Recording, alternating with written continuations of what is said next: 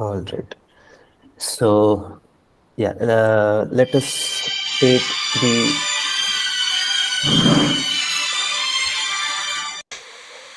yeah. So let us take the first thing which this was asking yesterday, or I think today, which is how do we handle the delete of categories, right? So let me open the project and let me run the code. All right. So as you can see right now, we have multiple categories, and each category also has products in them. So in our model, what we have done is in the products, the category ID is a foreign key and it is also not null, which is the correct thing to do because a product can never exist without a category. But what happens is when we delete a product, it is getting deleted fine. But then if we delete a category, let's say I delete the furniture category, so it will throw a integrity error, right? So if we try to delete a category, it will throw an integrity error for the product table category ID. So it's basically telling that you want to delete the furniture, but what about the products inside furniture? So what should their category be? So in this, we have two ways to handle this. So firstly, we can so there are actually three ways to do it. So one is we can set the nullable to true. So we can let a category ID be null, and we basically use that representation to understand that this product used to belong to a category, but now that category is deleted. Another way in which we can do is we can, instead of setting it to nullable true, we keep it at nullable false, but we also delete all its products while deleting the category. So that we do in our routes. So let's say we open the category delete route. And here, before doing the db.session.delete, what we do is we go over each product of that category also. So we do a products equals category dot products. So as you remember, in our models, we have a products relationship in the category. So if we fetch the category and if it exists, we then get all its products and then we iterate over them. So for product in products, and then we delete all of them one by one. So we do db.session.delete product. So what this will do is first it will delete all the products belonging to that category, and then it will delete the category. So this is one way we can do this, but then it soon gets messy, right? So now you can imagine if we're trying to delete the product, let's say someone has that product added to their cart or in their order table. So there also we will have the integrity constraint. So then we'll have to go and delete all the with entries in the cart or the orders also. So this is usually not something which we do, but this is also one way to tackle this. So let's say we have the furniture now, which has one product in it. So let me also open the database.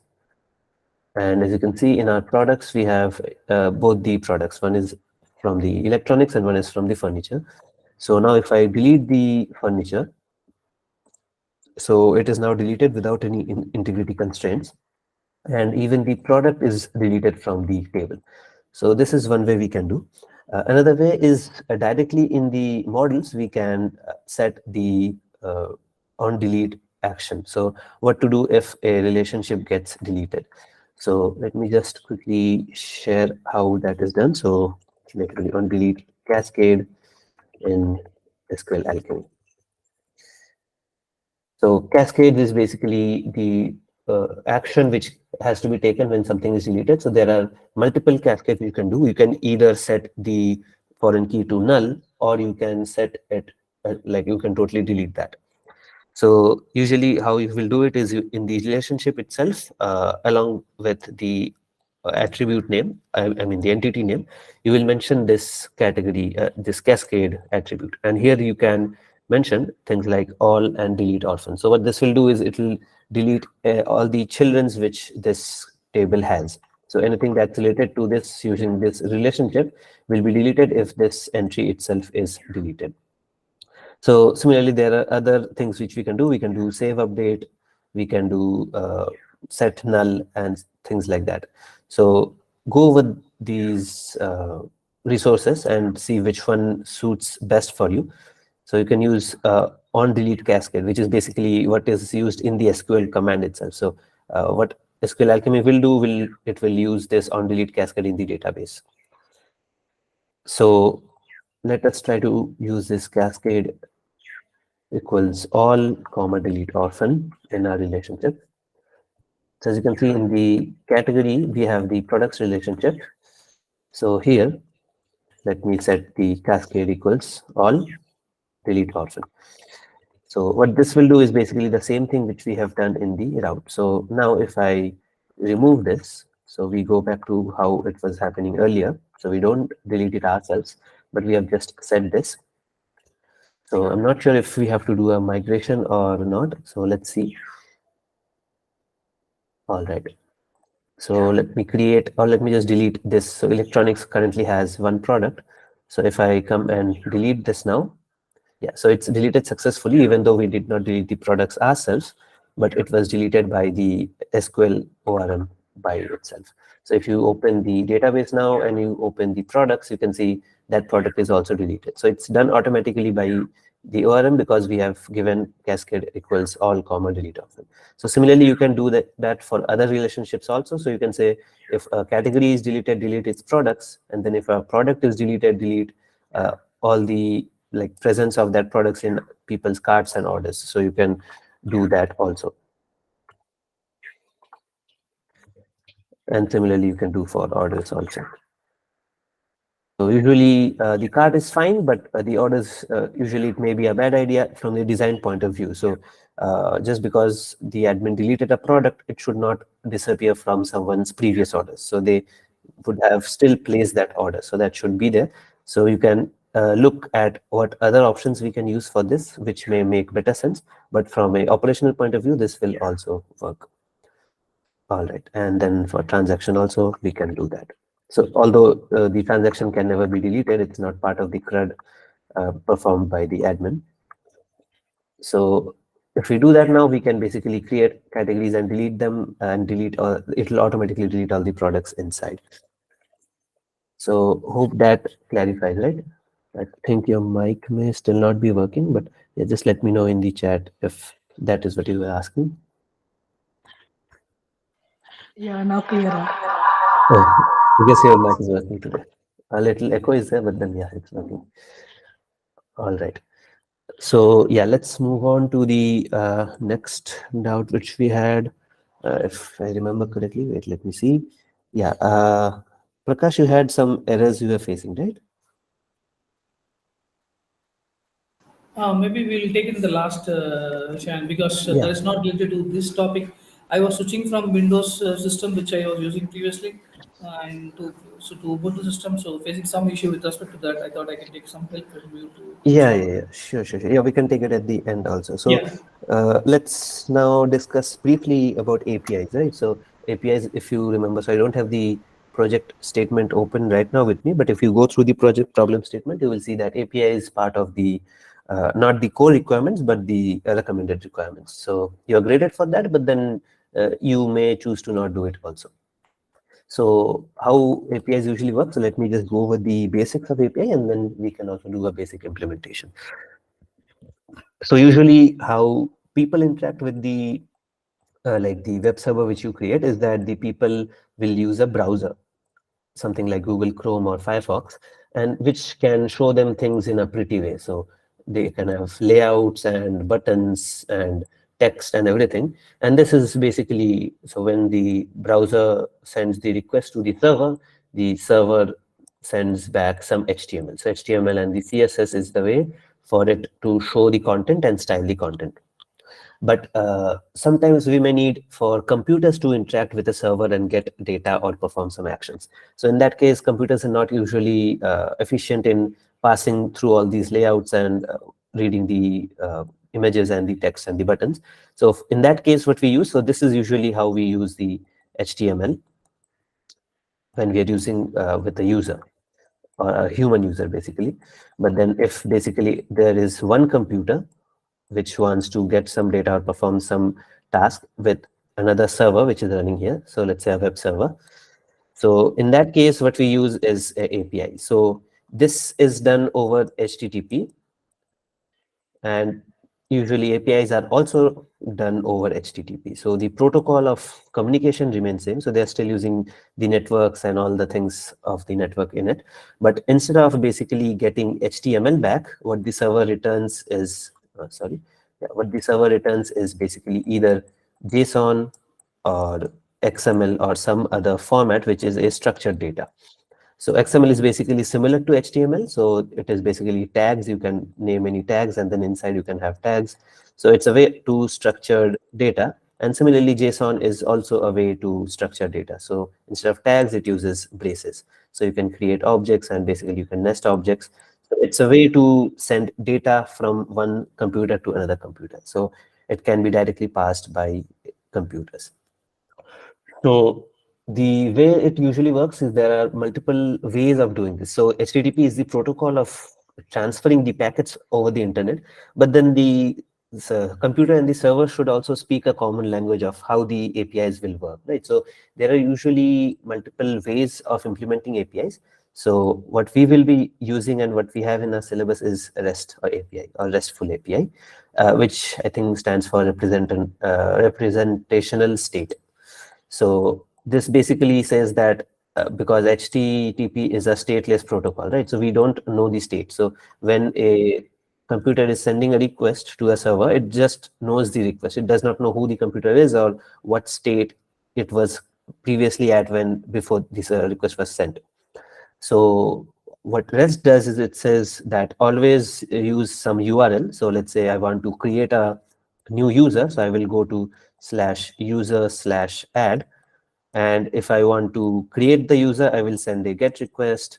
If I want to maybe see all the users, so if I want to see all the users, I'll do a GET request, which is an idempotent request. So you can do it multiple times and it will not change any data in the server.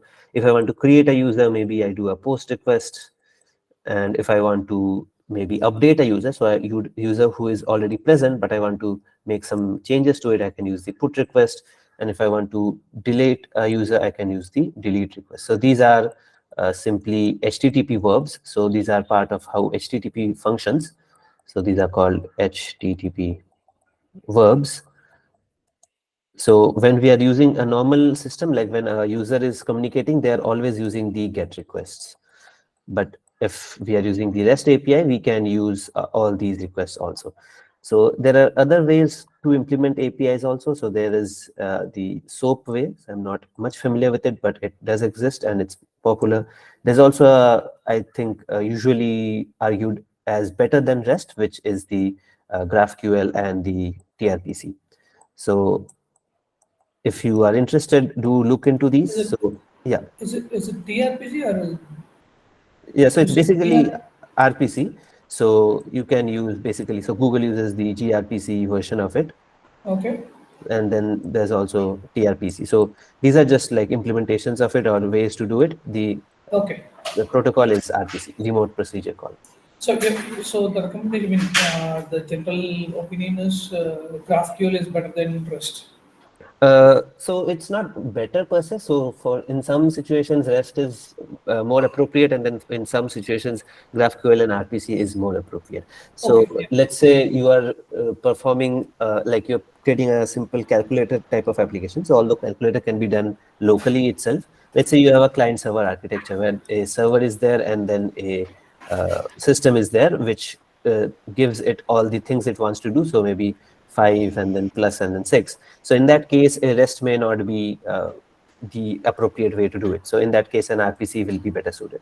So for each use case, there are like things which are better suited and which are less better suited.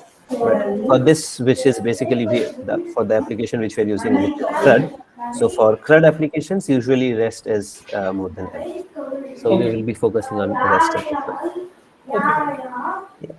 So what REST is basically is just a set of principles or guidelines which one has to follow. So there is no hard-coded rules which one has to follow. So an API is called RESTful, which basically is a technical jargon, which just means that it follows the REST principles. So In Flask, we have a package which lets us create the RESTful APIs without doing much coding ourselves. So that is called Flask RESTful. So we use that in this project also. So I won't get into much details, but then the basics. So let us see how we can install that. So first we have to go inside the VNs. And right now, if you see, we don't have the Flask RESTful installed. So let me quickly install it. So we'll do pip install Flask RESTful.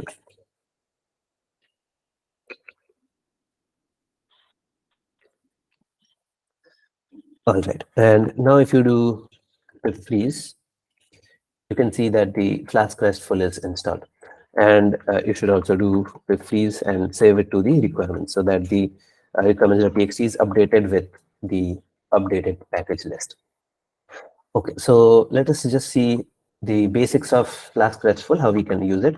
So you can head over to Flask RESTful documentation. So whenever you are facing some trouble with how to use some library, you can just open the documentation, and usually there will be an example or quick start guide to get you started.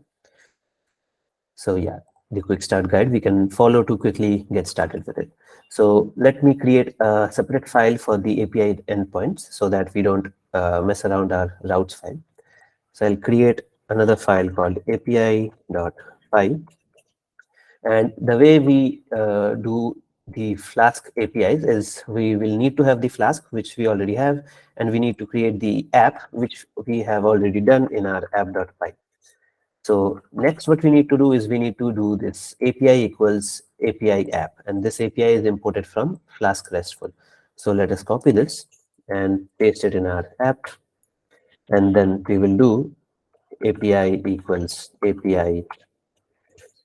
So the A is capital, rest is small, API of app. So now it will say what is app, right? So at this point we are now familiar with how to import app. So we'll do from app import app. All right. And the way Flask RESTful works is similar to how we define models for Flask in SQL Alchemy. So we'll use a class, and then for each resource, we'll define a class in it.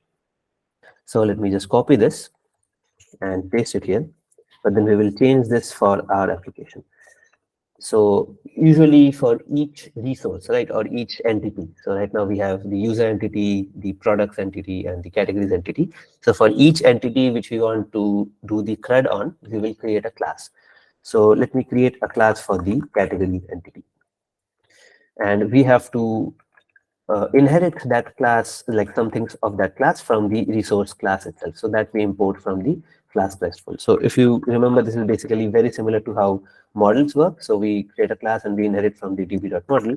And here we create a class and we inherit from Flask RESTful.resource. And in this class now, we will basically create 1 to 4 methods. So these methods will be named get, put, post, and delete. And obviously, if these names sound familiar, these are basically the endpoints, right? So the verbs, HTTP verbs, get, post, put, and delete. So usually we'll always have a get, and then we will also have post and put and etc. for the other things. So let us see now how a simple endpoint works. So if we just have a get endpoint and we just return a Python dictionary, so this will automatically convert the dictionary into a JSON. So let's say I'm returning a dictionary in which the key is hello and the value is world.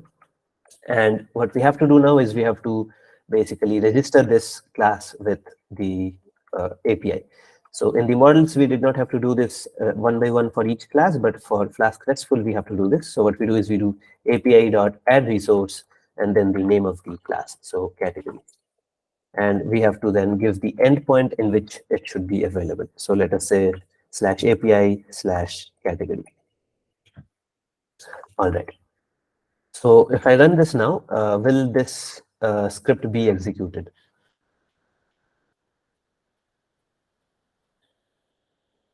So basically, let's say I just do Flask run again. So this script, which is api.py, will this be executed? Any ideas? So wrong or right, anything is fine. Just some idea. Let's see. if you remember how our project is structured. Can you repeat your question once? Yeah, so basically, let's say I do Control C and stop the server, and then I again do flask run. So now if I go to the basically the endpoint, right, which we created /API/category. So what happens? Will we get the response or will we get some error?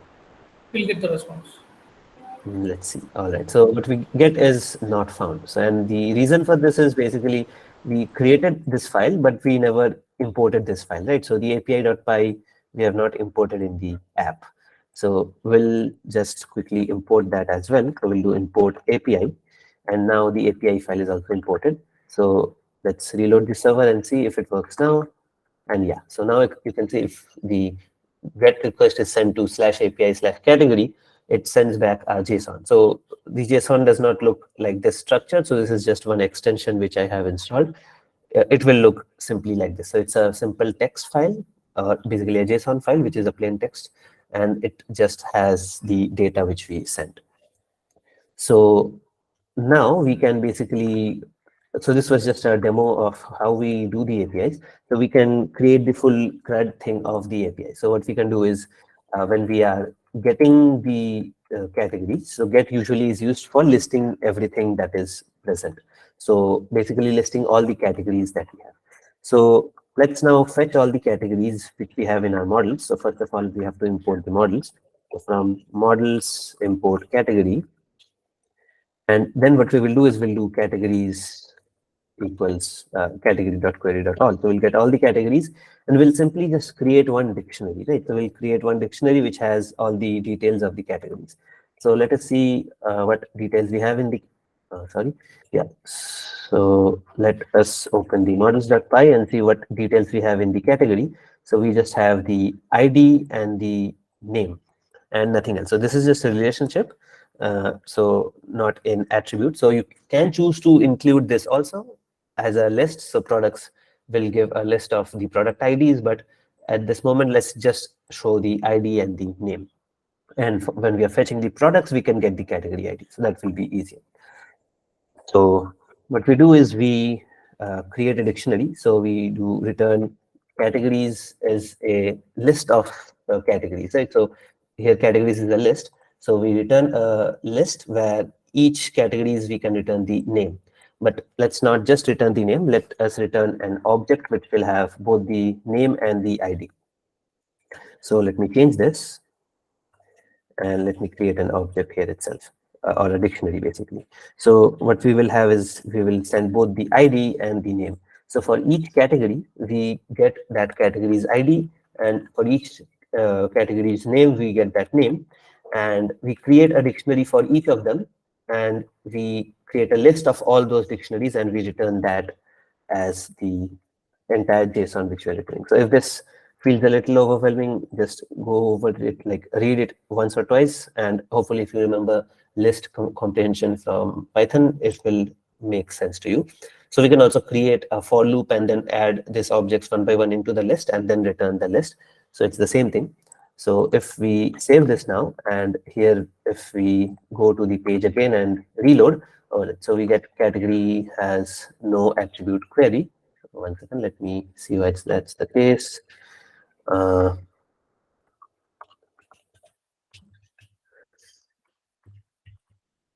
category is part of the DB model. So category.query should be working. All right, let's see if the order is fine. So we have imported the models first, and after that we have the API. So yeah, this should be working. Just let us see how we have done it in the routes. So when we are getting the routes, sorry, getting the categories. So yeah, category.query.get and category query.all. Yeah, so that should be working. One second. Yeah, category.query.all. Categories is categories.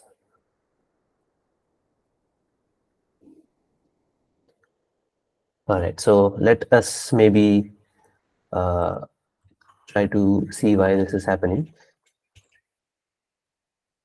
So let me rerun the Flask app.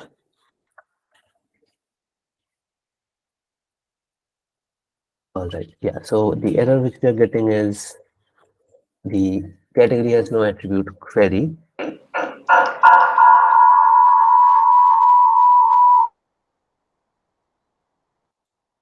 All right. So let us just quickly copy this error and we can see how we can debug errors if we don't understand how it's coming. So you can copy it and paste it to Stack Overflow, or if you want, you can also paste it to ChatGPT. And all right, so not this, the actual error.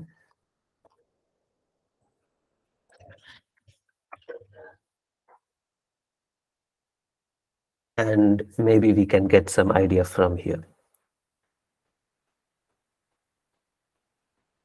All right. So if anyone has any idea why this is not working, do let me know. Yeah, otherwise we will just see why it's not working from the ChatGPT itself. 1 second. So we'll paste the error here and we'll paste our code here.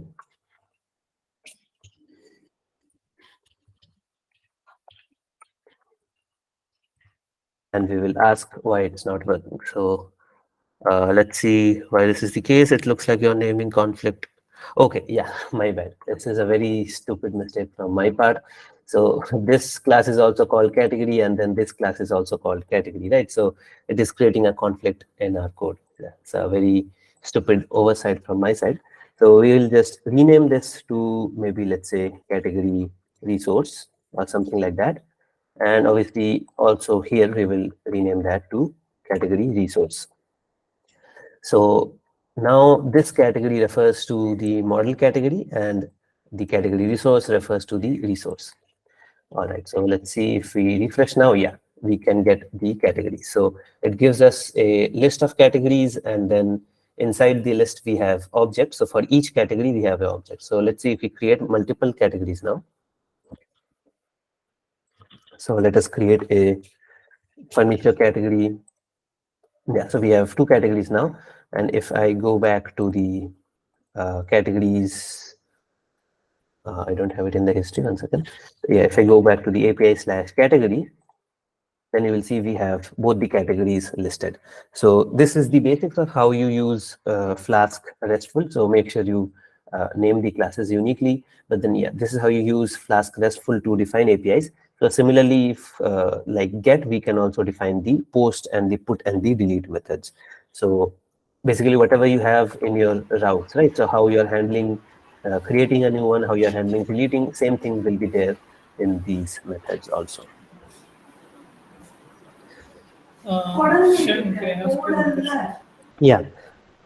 So here we are creating this list of category objects, right? Yeah. I mean, just a thought. Is it possible to use some DTO kind of stuff so that we don't create it something? Do we have that facility and feature available in SQL Acme or something like that, or you will cover that later in point of time? Yeah, so I won't cover it much, but because it's not part of the core requirements. But yeah, what we can use is something called marshal width. So in the Flask RESTful, we have something called Ah, yeah, marshal width, I forgot which the name. Yeah. yeah. So what this does is basically instead of us having to create the object every time, we will just give it the object to it, and it will automatically create the entire object structure by itself. So you can Marshall is available in Flask. I think it's in the Flask RESTful. I'm not sure Okay. whether it's in Flask or Flask RESTful. Yeah. So yeah, I think it's in Flask RESTful and REST Plus also. So yeah, just see which library you're using. So if you're using RESTful, read the RESTful documentation. So I think this is a different documentation. So let us do Flask RESTful. And you can also look out if REST Plus is something you want. So yeah, so you can just go through how you can do marshaling. So you have to basically at the top of your code also declare the schema of each model. But then once you have done that, you can simply use a decorator called marshal width. And inside your code, you can return an object, but then the marshal width will automatically convert that object into a list of basically JavaScript object Yeah, notation. I got it. Yeah. Thank you. Yeah. Yeah, Tanishk is asking, should we not ask for login? Yeah, we should definitely do that. So when you are actually creating API, so this will basically come into place when we are doing it for Mat2, so not applicable in Mat1. But then when you're doing it for Mat2, so all your API endpoints should also be basically token authenticated. So the front end will send a token along with the header. So let me just explain briefly. So what happens is whenever you're sending a request, right? So whether you being a browser or you using something like a Postman or Insomnia, so which is basically some clients to test APIs. So whenever you're sending a request, you will send two parts of the request. One is the head, like the header part, and one is the body part. So for get request, the body will be empty. For post and put, obviously you will have some body, like the details of the objects you want to put. But in the header, when you are sending, you will also have something called the token. So you will have to send the token for each request, and using the token only, the backend will verify whether you're authenticated to do that. So because I'm just showing a demonstration, I've not done that, and that is also not required for Mat1. But when you're doing for Mat2, your APIs should be protected. So it should not allow anyone to do it. Only authenticated people should be allowed to do it. Yeah. All right. So let us also cover what you were asking yesterday, right? So placeholder images. So I'll touch upon it very briefly. I won't delve into much details. So let's say, let's close all this. Yeah. Let's say I open the categories, and for each category, I just want to show an image also. So what we can do is we can go to the category show, I think. Yeah, the show category shows each category, right? So product of each category. Yeah. So below this, what we can do is before showing this button or after showing this button before the table, we can simply add a image tag. Yeah, and in the wait, not this image tag, and then in the src we can add that pixum.photos. So we'll add pixum photos, let's say 500 by 500, and let's say photo of category. So let's see if this will work directly. So if we refresh, it will take some time to load, obviously. So our application is now a little slower, but as you can see now, the picture is added. And every time I refresh, it will show a different image. But then obviously, if you want to show a fixed image, you can just hard code a link in that. So yeah, this is how we can add images without uploading it to the database. But then usually when you are showing images for categories and products, you will actually want the admin to upload it. So the way we do this is basically we let them upload using a input, right? So yeah, let me just show it here. So let's say we have a form, and then inside we will have a input of type file. And now basically the user can click here and he can select whatever he wants to upload as the image, and that will be stored here, and whenever he presses the submit button, it will be sent to the backend. So in the backend, you'll have to see how to handle basically intercepting that file, which is basically which will come as a bytes array, right? So because other things can come as string, but then images will be sent as something called a blob or binary large object. So usually it is handled using a array of bytes. So there you have to basically take that image and then again reconstruct the image back into a file and then store it into your file system. So usually we will store it in our statics folder.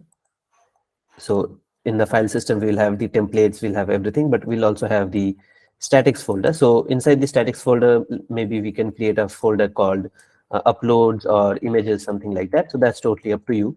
And inside there, we will basically create a unique name so that there is no conflict, right? So let's say I upload something called image.jpg and then someone else also uploads something called image.jpg. So it should not create a conflict. So we'll just create some random name for it, and then we will upload that. And this link, so this path, right? So images slash this name of this file .jpg, this we will store in the database. So the DB will just have the path of it, and whenever we want to then show the image, we will just in image tag just like this, instead of this source, we will take the source from the database. So we will do, let's say, we have the category, and we'll also have the inside the category, other than the ID and the image, we'll have some photo URL. So we will take that photo URL and we will put it in the source tag so that dynamically each category's photos is shown. Where can I access the Google Meet recordings? Yeah, so each day after the recording is over, uh, I'll get the link and I'll add it into the resources. So if you come down in the resources, so if you don't see this tab, basically in the here also at the top you have the link to the resources. So just open this, and here at the end you can see daily notes and recordings. So here you will get the recordings folder. So inside there you will have each recording. All right. Yeah, so this is basically how you handle uploading and then storing of files. So how we store it and all, it's not really required for MAD1. So if you are done with everything, like all the core requirements and the recommended requirements, only then I will recommend you to go ahead and try this also. So try to finish off with all the things which can fetch you marks first. And then once you're done with that, you can look up how to handle the bytes array and storing of images in file system, and store it, and then you basically just store the path of the each image in the database. So for Mad1, having an image and storing is required. No, it's not required. It's not part of requirements. No, because I was just thinking yesterday about the library management system. So Yeah. for which the PDFs should be loaded somewhere and it has to be served, right? Yes. So So I think the PDF. I'm not sure if it's the part of the core requirement. Just send me the basically the document, project document, and I'll look into it. So usually, what happens is, even for the previous term, which was music system, so yeah, they had two options. One is you can store the MP3, okay. and another is you can show the lyrics. So you got marks for both of them. So it doesn't matter if you store the MP3 or not. But I'm not sure if for this term they have mandated the storing of PDF.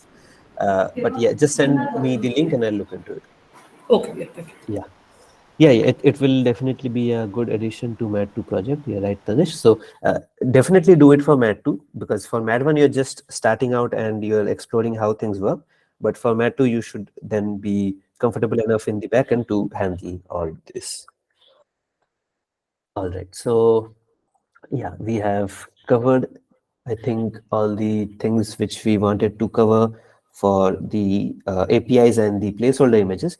So I'll take a basic, like, I think 15 minutes or 20 minutes of how to do some basic styling, right? So even though it's not a core requirement, but then it's part of the optional requirements, right? So styling and aesthetics.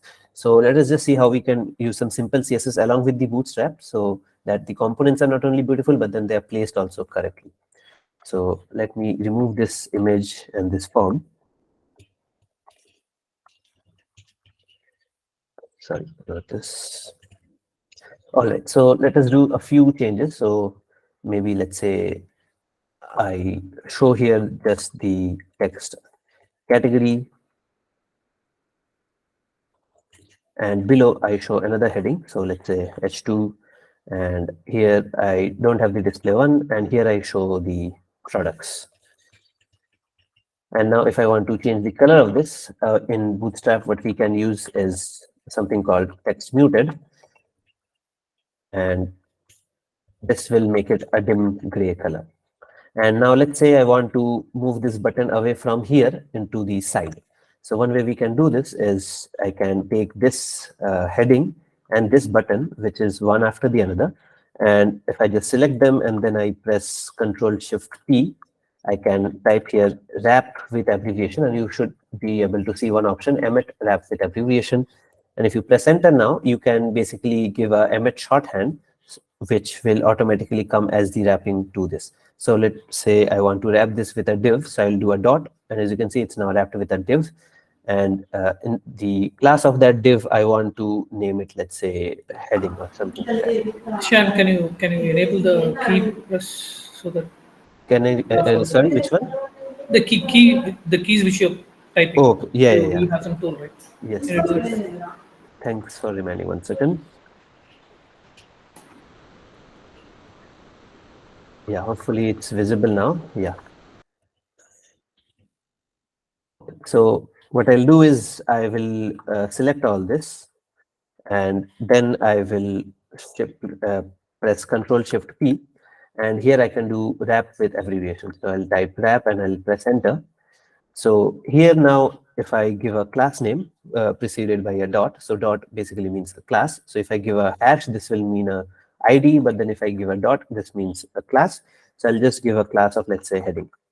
So this name is basically used for us when we are styling it.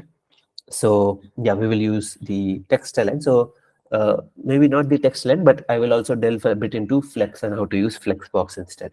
So yeah, what we will do is now we have this, but then obviously just having a div will not make any change. So if, as you can see, it's still like this.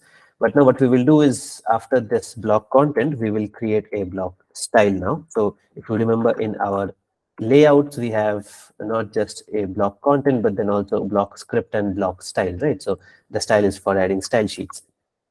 So I'll come to this page and I will create a block of name style. I think that is what the name was. Yes. And in here, I'll create a style tag. And here I will, yes, basically do this. So let me just explain what this is. So this is basic CSS. Hopefully, you know the basics of CSS and how they are structured. So here the dot heading basically means refer to this class of heading. So anything that has this class. So right now we only have this div which has this class. And for that, apply these styles. So display flex is a way to tell the browser to position and layout the things using something called flexbox. So I have a few resources in here about flexbox. If you are interested, do go over this. So it's just a short 8 minutes video, but then you'll get a basic understanding of how flexbox works.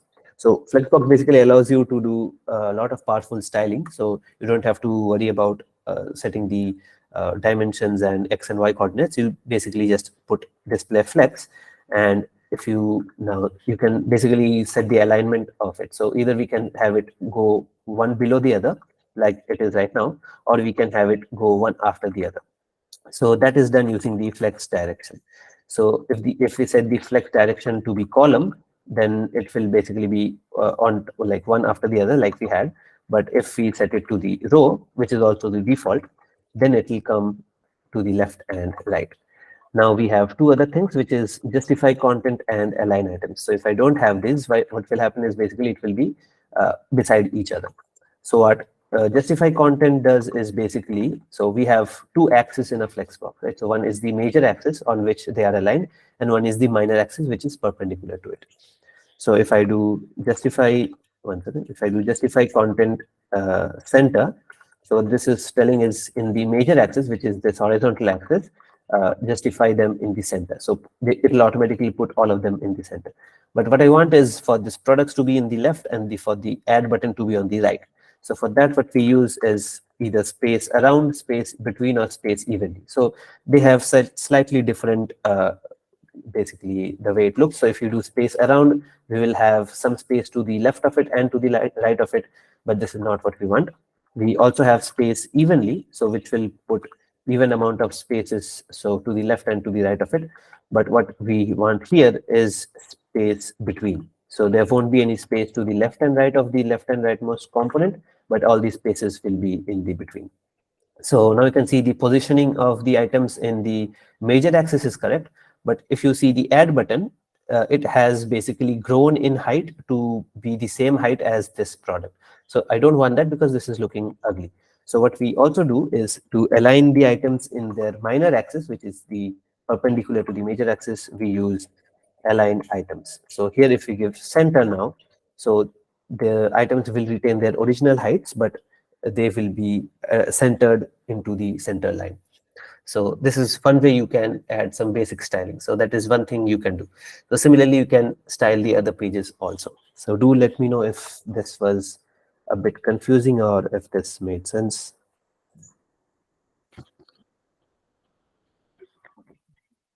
Yeah, this is fine. Yeah.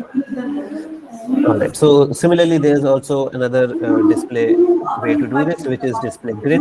So I won't cover display grid much, but then I also have another resource for grid also. So both are useful. So for things where we just want to have the layouts like, let's say, one of the other or something like that, Flexbox is useful.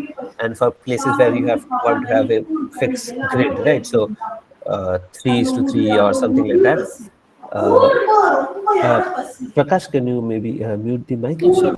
Yeah, because I think you're having some disturbance in the background, right? So yeah. So if you want, let's say, a grid of 3 by 3 or some other fixed size grid, basically, let me show you a few examples. So let us go to the images and CSS grid, beautiful examples. And you can basically take inspiration from all these also, right? So you can see some use cases of grids. So not just the like same size squares, but we can also make a different size. So, but if you want to have something like this, so maybe a left side pane in the left, and then some right banner here on the right, maybe some small advertisement in the corner, you can do all this with grid. Alok is asking, can we align the button with the add delete button? Uh, Let us see. So aligning this with this buttons, we can do this. So what we can do is we can use the grid for that. It will be a little more involved than this. So this was a very simple example of putting it on the two sides. Yeah, so you can try to do that using grid also. So you can also do it obviously using the position absolute, but I will recommend you to not do that because that is usually something which is outdated and not used now. So usually whatever you want to do can be either done by Flexbox or grid always. Can we mix and match both the Flexbox and Grid? Is it Yeah, yeah. advisable to do that? No, it's totally fine. So basically what happens is every container has its own display, right? So here, if you remember, we created this div, which is this one, right? Div heading. So this heading has a display of flex. As you can see, it's telling flex here.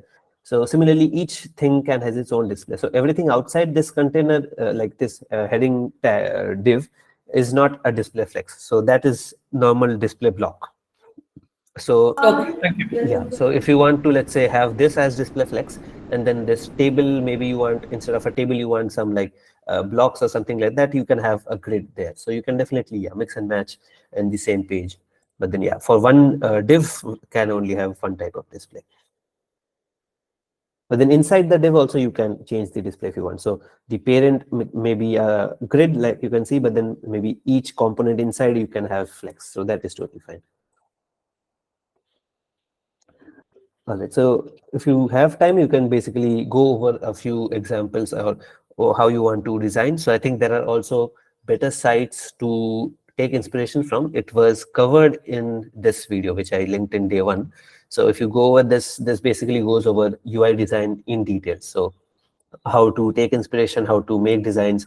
So he is more qualified than I am to explain design. But then, yeah, so this is one thing which we can do. Let me see if there is something else which I can also uh, make some layout quickly. Yeah, so let us try to do something in the profile page also.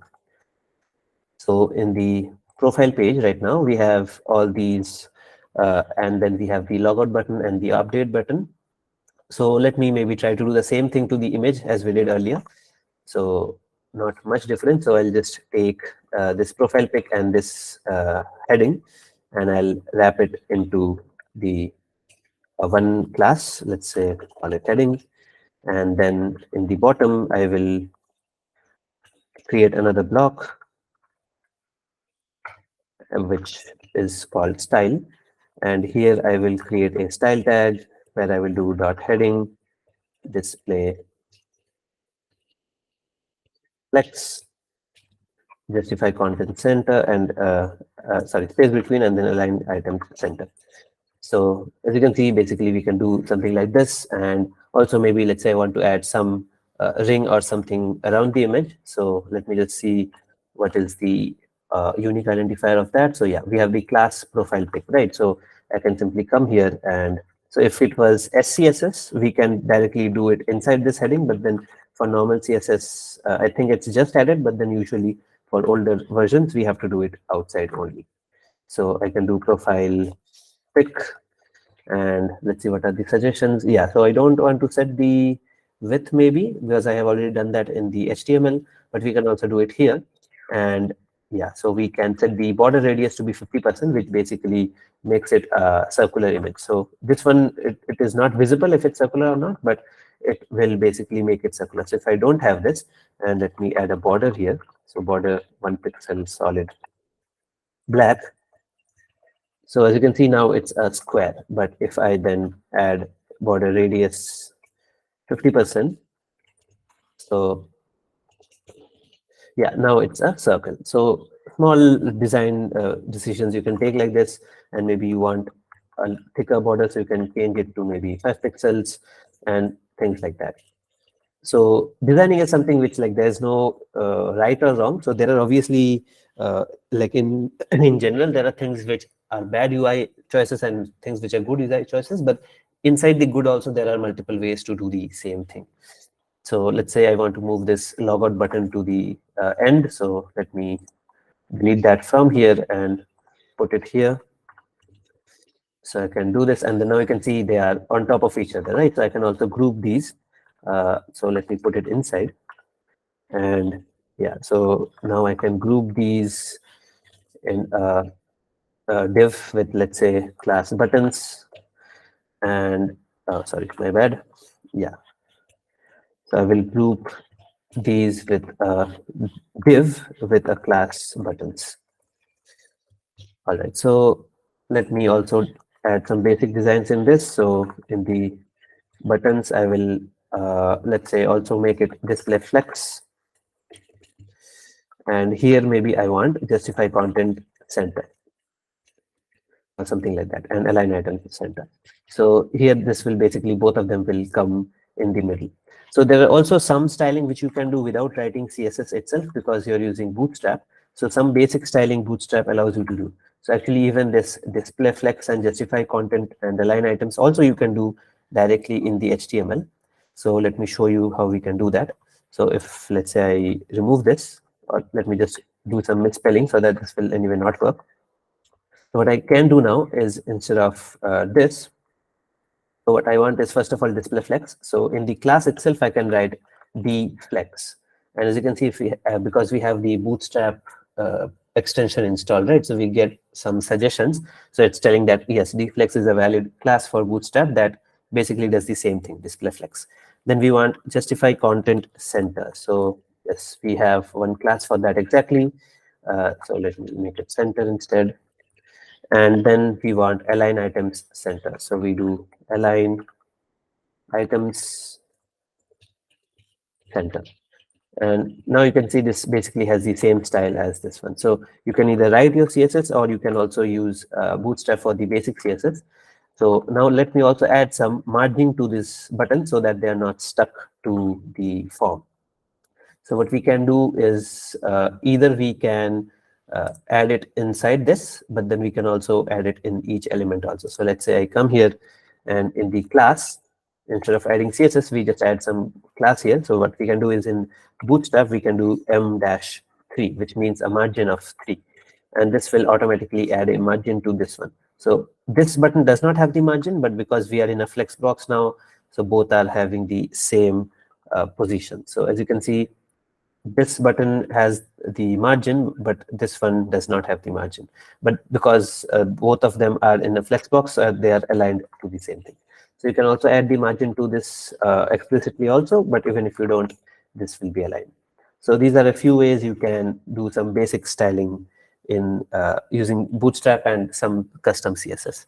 So I won't delve deep into this, but then I will encourage you to actually do some unique styling of your own, so that your project basically stands out a little different from others. So everyone will be using Bootstrap, right? But then if you do just even small, like 5-10 minutes changes, as you can see, you can make it look at least a little different than the others. So if you take more time, you can obviously make it even more unique. So there are multiple projects which look very nice when, so I've also taken a few level 1 vivas, right? So some projects will look like this, very simple and using Bootstrap, but then some will look very nice. So that also creates an impression in front of the level 2 and the level 1 externals. So although there's no marks for it, but then in level 2, you may get basically better questions because of that. All right. So yeah, I think that's all we have to cover for today. So yeah, all the optional things which we can do. So we have already covered validation because according to me, validation is something which is compulsory even if it's not given in the core requirement. So we have done that throughout all these days when we are creating the code. But styling and APIs and all we have covered in basics today. So I'll stop the recording now so that we can also take some doubts individually. So if there's nothing else you want to discuss in general, then we will stop the recording.